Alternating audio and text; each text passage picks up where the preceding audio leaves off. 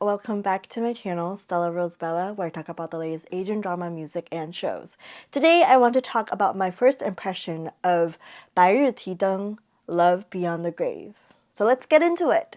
First, we have 迪丽热巴, who plays 贺思慕, and we have Chen who plays 段虚.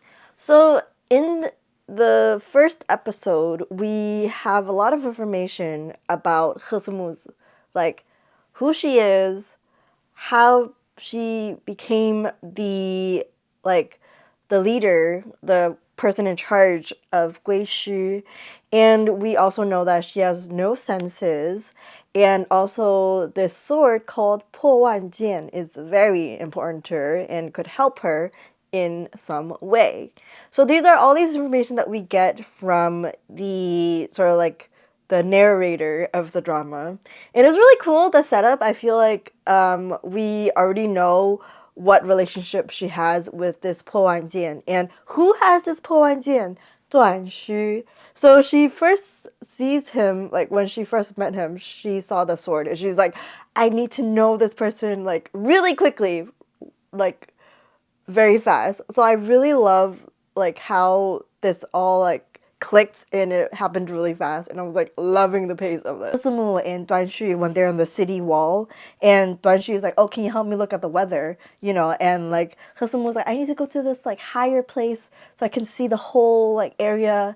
He was talking about like, oh, you know, like all these things you're telling me, like I have to like fight this and all these things, I have to do all these things and everything. And Husmu's like reaction to how he describes like why he needs to, you know, do all these things. She's like, why are you guys so serious? You know, like you guys, even like hundreds of years later, like, you know, you're all gone. So like, so, you know, why so serious about like all these things? And like, Shu, like even though he understands like what she means and he knows that like she's probably not human, and he was like, you know, even though I know that one day, you know, I'm gonna be gone anyways, but like I want to do this for the people, and even though like I don't have much, you know, I'm only human, I don't have, you know, that much, you know, I don't have power or anything, like I still want to do this because I want to do this for the people. And she's like, oh, okay. And I feel like that was an interesting part because she's been living for hundreds of years and she's seen a lot, you know, Hesumu. And like she's just like, you humans, like you do all this and like all these things, like why so serious anyways? You know, so I think that was an interesting like conversation. So another moment like this is in episode 5 when Hesumu was talking to one of her like staff or relative, I believe, because he called her 老祖宗, so they're probably related. And he was talking about like how like people in his clan, like they don't really have, you know, their lifespan is not that long, it's pretty short.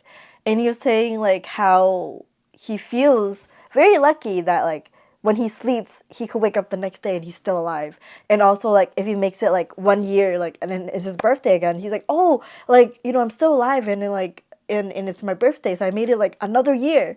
So, and I feel like that was an interesting conversation, and also, like, I felt a lot when he said that, because a lot of times I feel like in real life we're always like, oh, you know, like, I'll do this like tomorrow, the next day, you know, I'll just leave it till tomorrow. And like, it's sort of like, you know, who knows if you know, what happens tomorrow, and like if, you know, if there is a tomorrow. And I feel like that was an interesting conversation, an interesting perspective, and how he talks about birthday, because I feel like a lot of times we're like, oh yeah, it's another year, it's like it's my birthday, but it's also like, you know, you being alive on this earth like that many years, you know. So I was just like, oh, interesting. That was like really, I feel like something as a reminder, I guess, in some way. And I was just like, oh yeah, you know, waking up another day and still, you know, being here and doing what you want to do the next day. It's very like lucky and very like 幸福，然后就很 like thankful. So another thing that I really loved is when Hesumu she changed the 纸钱 into butterflies. She did this, and all the paper money became butterfly. And I feel like I was very touched by that scene because obviously you know that in that scene a lot of people lost their loved ones, and you see that a paper butterfly landed on someone's burial place, and the lady that saw the butterfly, she like cried, and I was like, oh, because like when you lose a loved one in real life, you would hope that in, I don't know why, but I feel like in some way you would want a sign to sort of say, to have a sign, or like sometimes like butterfly or some kind of sign to tell like, oh, I'm still here, I'm still with you, and it's okay, like I exist in another form. I'm obviously already loving like Hsumu, like the character and like what she does and everything. I was like, she's so powerful, or she's like the leader, of Guishu. She's like in charge of it. And like she's awesome. She has all these things, and then we see Duanshu. I feel like when I was like, how is he like? Obviously they become like partners and everything, and I was like, I was like, what? But he's only a mortal. But then I feel like throughout the story, throughout the drama, you later finally like sort of like realize and sort of like, I was like, okay, fine, you're with Hsumu, okay?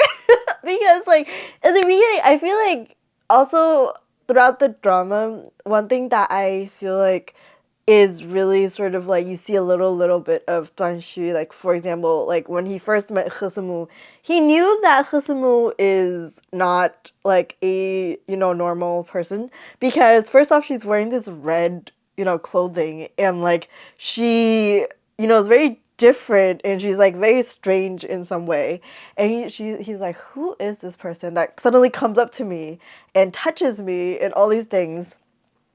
And then he slowly realizes like, oh, she's probably like colorblind, and he tests her, and he's like, oh, maybe she doesn't really taste anything at all, and told her like, oh, this candy's like very sweet, and like all these things. So he like in some way I was like, oh, he's pretty smart. He like really knows, like he's sort of like testing and everything, and I was like, but then like when he told this kid, like he's like, I met this new friend and she's very interesting.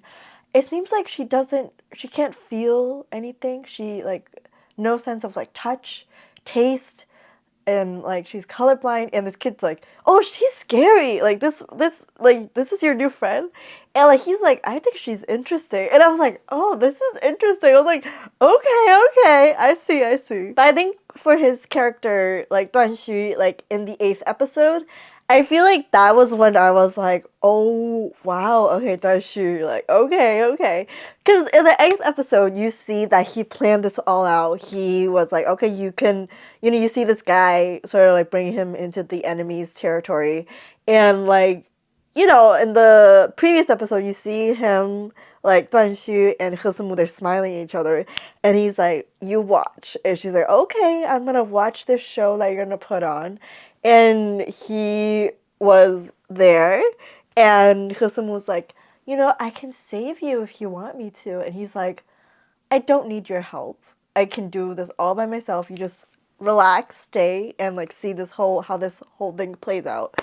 And like that whole fight scene that he had with someone that he knew in the past, I was like, whoa, because I think like Chen Feiyu, like when he did that whole scene, I was very like blown away, and I was like, what?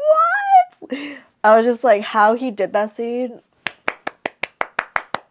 So as for Kusumu's character, I really loved her from the very beginning, because throughout the whole all these episodes, you see like people like from different departments coming to her, and also like she's very fair in like, she's like, I have the book of like decrees, and you violated some of them, and you didn't like, and like one thing she said in the drama, she's like, 我的法度不可忤逆, which is, if you look at the English translation, it's like, my decree, you cannot, sort of like not follow it and stuff.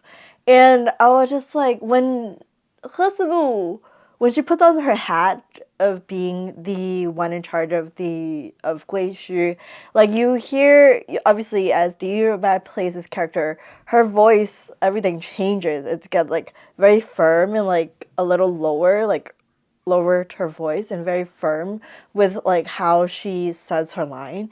And I find it very like I was like, she's awesome and amazing and I really, really love her. And because one thing that I feel like she talks about in the drama is that she was like she knows like people that like her her left and right hand, the people like who help her sort of like manage Guishi when she's away. She said that like, you know, one of them loves money, one of them loves power. So she knows her people. So which is I was like, oh, is really cool that like she really knows like her staff. So there are obviously comedy parts in this drama. Obviously, when Hsumu was making the engraving for Chen Ying's dad, like his name on the wood, the board, and she asked him, he's like, "What's your dad's name?" And he's like, "Oh, he's like 木头," but the two characters that you see if you look at the Chinese closed captions is not the same thing as what she wrote. She wrote like literally like 木头, like wood, and then she just put it on his dad's you know the board for his dad, and I was just like, that was really funny. And another part is when Hsumu was messing with Duan Xu, like she was like invisible in his room, and she's like, "Oh, let's look at like what's underneath over here and over here." It was really cute. I really love Duan Xu and Hsumu's relationship. I think like one part that really got me was when Hsumu she got like injured, and Duan Xu was really worried, and they were having this conversation in her room, and she was like, you know, maybe like if I met you years ago when you were in that, you know, in that group, maybe like, you know, I could have like helped you with my powers and everything. And he's like, no, I'm happy that we met like now, and you're meeting the me now instead of like at that time. He was like, and he's like, I didn't need you, like, even if like I didn't know how to like fall in love with, you know, people and everything. And he was like, that time, at that time, like you would meet a different version of me, and I didn't feel like I needed like help and everything. And I really loved that conversation because it's sort of like, you know, I don't need someone to save me, because in a lot of dramas it's like, oh, you know, you're meeting me at this time, and like I don't really like that storyline. It's sort of like you're saving me in some way. I was like, really?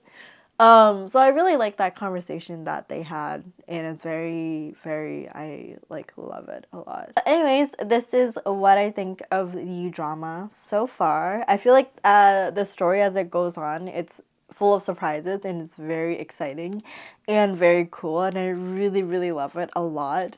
I'm really happy that Dilraba and Chen Fei are portraying these two characters, and I feel like they did a very good job.